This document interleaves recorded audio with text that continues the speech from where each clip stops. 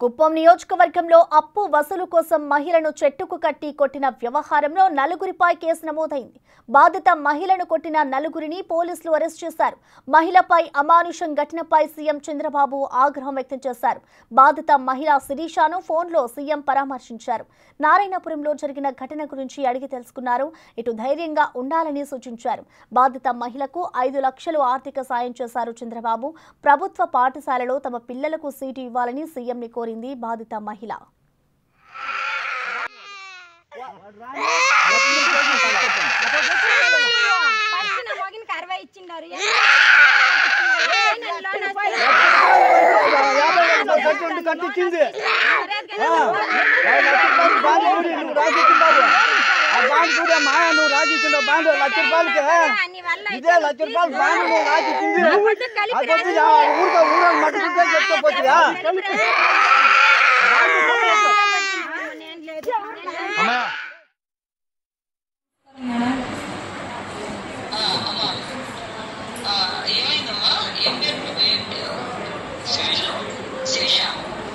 మాది నారాయణపురం మేడం.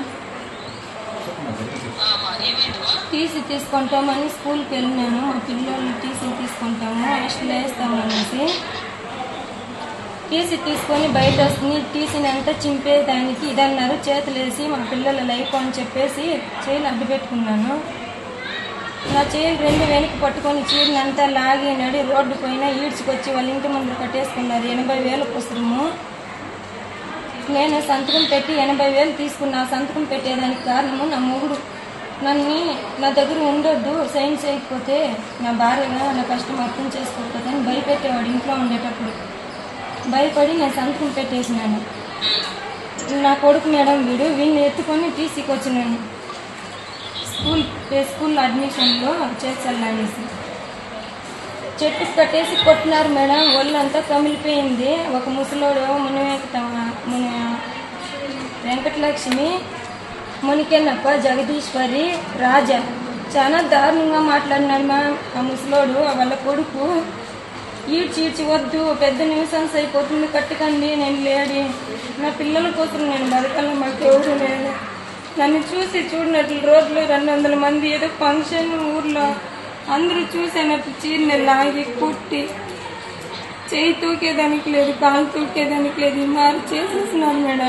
లేదమ్మా, ఇది చాలా దారుణం. ఇది నేను మాట్లాడాను, శ్రీకాంత్ గారితో కూడా నేను మాట్లాడాను. వెంటనే విషయం తెలిసిన వెంటనే మాట్లాడానమ్మా. నేను డిపార్ట్మెంట్ వాళ్ళతో మాట్లాడతాను. ఆల్రెడీ కేసు కూడా ఫైల్ చేశారు. వాళ్ళని కూడా అరెస్ట్ చూపిస్తారు అమ్మా. వాళ్ళకి కేసు కూడా ఫైల్ చేశారు. నీకు కూడా ఏం లేదు, నువ్వు కంగారు పడకు, గవర్నమెంట్ నీకు అండగా ఉంటుందమ్మా. ఊర్లో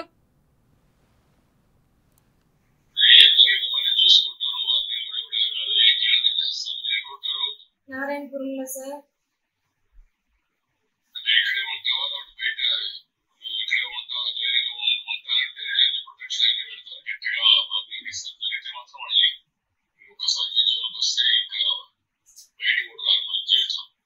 నేను బెంగళూరుకి పనికి పోతాను, అక్కడే ఉంటాను. మా అమ్మ ఉంది నాతో పాటు. పిల్లలు ఇక్కడ చదువుకుంటారు. వచ్చిపోయేటప్పుడు ఏదైనా జరిగితే వాళ్ళే మూలకాడు.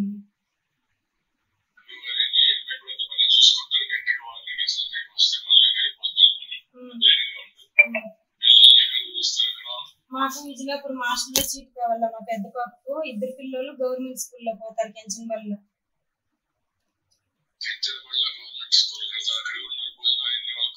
మా మేనమామ పెండ్లం చూసుకుంటారు. మా పిల్లలు